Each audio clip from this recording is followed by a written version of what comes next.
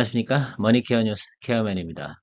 늘 여러분들에게 종목을 좀 더 디테일하고 좀 이해가 갈 수 있게, 그리고 기업을 좀 더 이해하고 나면 어떻게 투자를 해야 되는지 좀 체크업 할 수 있는 그런 내용들을 가지고 여러분들하고 함께 나누고 싶습니다. 자, 오늘의 제목은 아모텍입니다. 그동안 부진 씻고 나서 새로운 또 성장 모멘텀을 또 마련한 것 같습니다. 그래서 이 종목에 대해서 우리가 좀 관심을 가져야 되는데, 실제로 처음 나온 리포트는 작년도 4분기부터 나왔지 않습니까? 그런데 당시에는 또 금융시장 환경이 너무 좋지 않았습니다. 그래서 그 당시에는 소개드리기 좀 어려웠고요. 1월 달, 2월 달에 진도를 좀 살펴보니까 지금 시장 상황도 나름 괜찮아졌고요. 또 그들의 또 무상증자 계획도 다 계획이 마무리가 됐습니다. 그래서 여러분들하고 이 점에 대해서 이제 이야기 나눌 때가 좀 되지 않았나라고 생각을 합니다. 자, 진행하도록 하겠습니다.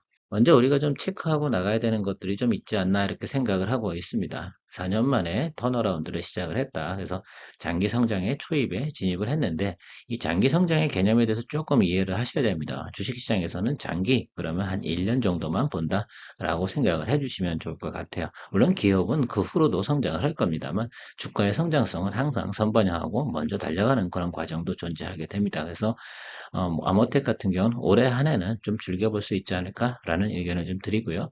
또 새로운 또 MLCC라는 사업을 또 시작을 했어요. 그래서 추가적인 이제 그 공급처를 더 마련할 수 있겠죠. 그래서 고객사를 더 많이 확보하면서 성장 가능성도 있다라고 리포트가 나오고 있습니다.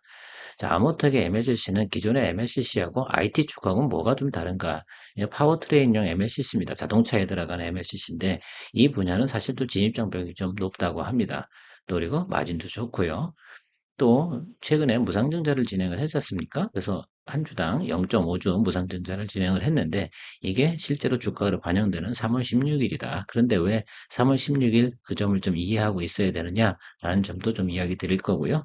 머니케어 뉴스에서 늘 말씀드리지 않습니까? 마지막에 해드리는 타겟과 예상, 그 다음에 주가의 흐름 이런 것들을 마무리해서 분석해 드리도록 하겠습니다. 먼저 우리가 뉴스를 좀 접해서 이해를 좀 해야 될 것 같아요. 이 기업은 어떤 뉴스를 가지고 지금 이슈화되고 있는가라는 점들이죠. 이런 것들이 정말 현실화되고 장표에 나오기 시작을 한다라고 한다면 우리가 이 종목을 투자하지 않을 이유가 없습니다. 그래서 우리가 좀 그 부분을 좀 생각해 보셔야 되고요. 제가 김비서를 통해서 간략하게 한 1분 조금 넘는 시간 동안 정리를 해 두었습니다. 한번 들어보고 나서 다시 진행하도록 하겠습니다. 아모텍이 중국 1위 전기차 업체 BYD의 적층 세라믹 커패시터 MLCC를 공급한다. MLCC는 전자제품 회로의 전류가 안정적으로 흐르도록 제어하는 부품이다.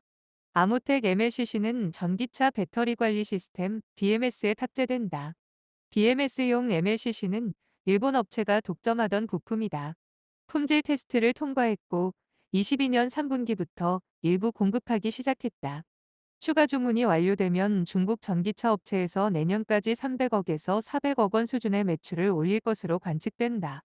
아모텍은 일본 업체가 독점해온 전장용 MLCC 사업에 집중하고 있다. 전기차 수요가 커지면서 고전압 전장용 MLCC는 배터리, 충전 시스템, 파워트레인 등 다양한 영역에서 수요가 매해 30% 증가하고 있다. 전장용 MLCC는 진입 장벽이 높다. 특히 주행과 관련한 부품에 탑재하는 MLCC는 고온, 고전압, 고내구성, 높은 신뢰성을 요구한다. IT용 MLCC가 대량 생산에 최적화됐다면 전장용은 다품종 공급에 유연한 생산 시스템도 갖춰야 한다. 일반 IT용 MLCC 대비 단가가 3에서 10배 높다. 아모텍은 올해 북미 전기차 업체에 첨단운전자 보조 시스템, ADAS용 MLCC를 공급하면서 이 시장에서 존재감을 높였다. 북미 전기차 기업에 공급하는 MLCC 종류도 점차 늘고 있다. 또한 국가별 5세대 5G 통신 투자 확대에 따라 주문이 늘고 있다. 아모텍은 2024년 MLCC 사업에서 700억, 800억 원의 추가적인 매출을 올릴 것으로 예측된다. 잘 들어보셨습니까? 예, 4년 만에 턴어라운드를 진입하는 이 회사의 모습 상당히 긍정적인 뉴스가 나오고 있습니다. 그래서 저도 생각을 좀 해보는 거죠. 그래서 이게 이렇게 가게 되면 우리한테 정말로 수익이 날까? 예, 저는 그렇게 생각을 합니다. 항상 제가 좋아하는 것들이 뭐예요? 보통 적자에서 흑자로 전환하고 성장 모델을 마련하는 회사, 이런 회사들을 상당히 중요하게 생각을 하죠. 왜? 기존에 있던 매출들은 기술 기술주인데 이 제조를 하지 않습니까? 그러면 이게 3년 전 모델은요, 이제는 사실은 사양 산업이 되고요. 최근에 또 인기가 없는 그런 또 매출 이익이 잘 안 나오는 그런 모습으로 변하게 됩니다. 그래서 보통 이렇게 기술 회사들 같은 경우 새로운 기술과 새로운 시장의 진입 이런 것들, 또 수익의 다변화 이런 것들을 상당히 많이 진행을 해야 된다는 거죠. 자, 실적을 보면 올해 30% 전년 대비 30% 정도 업사이드가 나올 거다. 그 매출의 전반적인 건 MLCC로 나올 건데 파워트레인용 MLCC, 자동차용 MLCC 이러한 다양한 상품군들을 생산해내면서 업황이 좋아졌다라고 이야기를 합니다.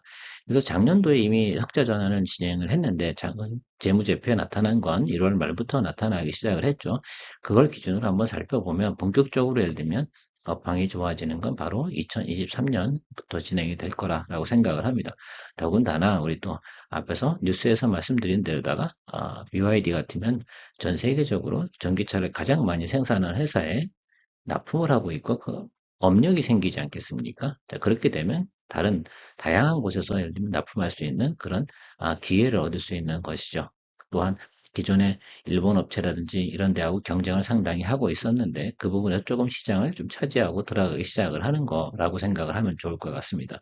기존에 삼성전자는 IT 쪽이 더 주력이고 또 지난번에 FCBGA 이야기 드리면서 좀 분야가 좀 다르다라고 이야기 드렸지 않습니까? 그래서 아모텍 같은 경우는 전장용이긴 하지만 좀 분야가 좀 다른 분야다라고 파악을 해주시면 될 것 같습니다. 그렇게 진행을 하다 보면 이제 중국 전기차 1위 업체한테 납품을 하기 시작을 했어요. 그래서 그건 업력을 쌓고 하다 보면 중국에 있는 또 업체들도 당연히 요구를 하겠죠. 사실 파워트레인이나 MLCC는 전력이 상당히 고라야 되지 않습니까? 악셀레터를 밟았는데 예를 들면 파워가 확 올라간다든가 적정한 예를 들면 컨트롤 베이스가 돼야 된다는 거죠. 가장 중요한 건 자동차는 예를 들면 급가속이라든지 뭐 급출발 뭐 이런 것들이 발생이 되는 과정들 그런 걸 컨트롤할 수 있는 BMI 시스템이 상당히 중요한데 이런 것들에 대해서 상당히 업력이 있는 회사가 중요하다고 생각을 합니다. 또한 또 통신 장비랑 관련돼서 기존의 매출은 가지고 있지 않습니까? 뒷부분에 좀 보여드리긴 할 텐데 그래서 그런 것들 그래서 양산이 시작이 되고 나서 그런 레퍼런스를 가지고 있었는데 그런 것들이 다른 기존의 업체들도 BYD가 오케이 했대, 테스트 성공했대 라고 한다 그러면 다양한 분야에서 요청이 들어오는 그런 과정이다 보면 당연히 추가 고객사들이 확보가 늘어나는 과정이 발생이 될 가능성이 상당히 높다 이런 겁니다. 더군다나 유럽이나 미국에 직접 납품하는 그런 시스템을 만들어낸다고 하면 더더욱이나 성장의 가능성이 높겠죠. 뭐 그런 거는 앞으로 예를 들면 추가적으로 일어날 예상치라고 생각을 하고요. 당장 나타나는 건 바로 중국에 관련돼서 매출이 점차적으로 증가하고 그걸로 인해서 다른 시너지 효과들이 나타난다 이렇게 생각을 해주면 될 것 같습니다. 아모텍의 MLCC가 뭐가 다른가라고 생각을 해보면 자동차 아까도 말씀드렸지 않습니까? 자동차에 들어가는 예를 들면 배터리 매니지먼트 시스템인데 결국 배터리가 뭐예요? 에너지고 거기서 출력을 뽑아내서 컨트롤을 해야 되는데 그걸 통해서 출력이 안정화되게 진행이 돼야 되는 거고, 그리고 과도한 전력을 쓰게 되나, 이렇게 되면 어떻게 배터리의 성능도 저하되기도 하지만 자동차의 성능도 저하되기 때문에 이런 것들은 기본적으로 고전압을 가지고 있는 것을 잘 추출해내는 능력들이나 컨트롤할 수 있는 능력들을 가지고 있는 회사가 되게 중요하다. 그래서 지금 기존에 예를 들면 IT 쪽 관련돼서 많이 매출을 올리고 있었던 것들은 점차적으로 업황이 안 좋다 보니까 당연히 핸드폰도 과거보다 적게 매출이 나오고 있지 않습니까? 그러니까 줄어들죠. 제가 요즘 최근에 말씀드리는 종목들 대부분이 뭐예요? IT 쪽 수요가 상당히 부진해져서 다른 대안을 찾는 회사들은 주가가 올라가는데 그렇지 않은 회사들 같은 경우는 계속해서 업황이 안 좋다라고 이야기를 드리고 있지 않습니까? 자, 그런데 얘네들 같은 경우는 어때요? 자동차용 파워트레인 MLCC를 통해서 전기차 시장을 갖다 확대해 나간다라는 것들이죠. 그래서 이런 걸 기존 시장 대비해서 플러스 원 매출 이익이 더 증가될 수 있는 그런 부분들을 창출해 냈다는 거. 그것이 이 기업의 새로운 또 성장성이라고 판단해야 될 것 같습니다. 기존에 그러니까 경쟁업체라고 하면 예를 들면 TDK하고 모라타 이런 것들이 있습니다. 특히 파워트레인용 MLCC 생산하는 회사들은 기술력이 예를 들면 어느 정도 받쳐줘야 돼요. 기존에 업력이 있어야 되는 거죠. 아모텍 같은 기존에 작은 모터, 큰 모터 이런 것들을 갖다 생산해 놓고 거기에 대한 MLCC를 갖다가 생산해서 경험치가 있는 거지 않습니까? 그래서 업력은 기본적으로 보유하고 있는 회사다라고 생각을 하면 될 것 같은데 요게 포인트가 뭐냐면 BMS, MLCC 요것이 마진율이 좋다는 거예요. TDK 같은 경우는 영업이익률이 한 40% 정도 달한다고 합니다. 자, 그런데 아무텍이 이 회사한테 진입을 한다라고 생각을 했으면 조금 싼 가격에 진입을 한다 그래도 시장 점유율은 충분히 남길 수가 있겠죠. 사실 우리나라에서 전체적인 기업의 영업이익률 10% 넘는 회사는 별로 많지 않습니다. 그런데 이 한 분야에서 영업이익률이 예를 들면 40%는 아니다 하더라도 30%, 20%대만 나온다 하더라도 상당히 매력적인 포인트로 우리가 잡을 수가 있고요. 경쟁사가 많지 않다는 점도 되게 중요한데 상당히 예를 들면 이 분야는 앞으로 자동차, 전기 자동차 같은 경우는 상당히 많이 시장성이 넓어지고 있는 과정에서 나오는 요소다라고 생각을 하면 좋을 것 같습니다. 기존에 많은 분들이 대부분 배터리 쪽만 많이 보고 있지 않습니까? 그래서 제가 요즘 MLCC 분야를 좀 다양하게 다루는 이유 중에 하나는 바로 이런 부분들이 상당히 의미가 있는 겁니다. 우리가 또 히든 챔피언을 좀 찾아가야 되는 것도 중요하지 않겠어요? 자, 영업, 실적 및 전망, 추이 뭐 이런 것들이 있는데 여러분들 좀 생각해 보실 때 그냥 이렇게 생각해 보면 좋아요. 과거에는요, 마이너스로 추정을 했어요. 여기 보시면 기존 추정이 마이너스 2 추정했다가 새롭게 신규 추정은 플러스로 다 전환을 시켰다라고 생각을 하시면 좋을 것 같습니다. 그 중에 가장 돋보이는 건 뭐냐면 바로 이 부분인데요. 바로 기존에는 마이너스 4.7% 적자를 갖다 예상을 했는데 지금 플러스 8%의 쉽게 말하면 흑자를 예상하고 있다라고 생각을 하시면 좋을 것 같습니다. 그래서 조금 생각해보면 그래? 과연 그렇구나. 근데 그게 올해 과거보다 한 12에서 13% 성장을 한다는 거죠. 제가 좋아하는 포인트, 적자에서 흑자 전환, 그리고 성장. 이런 예를 들면 리포트가 나올 때 상당히 중요하다라고 이야기 드렸습니다. 그래서 기존에 예를 들면 영업이익은 적자였어요. 적자에서 흑자 전환하는 과정인데 꽤 괜찮은 형태로 변해가고 있다라는 모습을 좀 참고해 보시면 좋을 것 같습니다. 그래서 가장 우리가 여기도 지금 추정하고 있는 거 다 3쿼터 대부분의 애널리스트 리포트들이 지금 제가 다루고 있는 것 중에 2분기, 3분기가 피크라고 합니다. 그래서 그 점이 상당히 중요한 것 같아요. 그러면 3분기가 대부분이 피크라고 예상 리포트가 나오고 있는데 그러면 2분기나 3분기 과정에서 올해의 최고를 들면 주가치는 나올 가능성이 상당히 높죠. 자, 그럼 4분기 되면 어떻게 돼요? 최고치보단 당연히 다운되는 모습이 보일 겁니다. 그래서 지금은 한 2분기와 3분기 사이에는 분명히 업사이드가 상당히 높은 부분이 될 거고 4분기부터는 정체되는 그런 모습이 나올 가능성이 상당히 높게 예상이 되고 있습니다.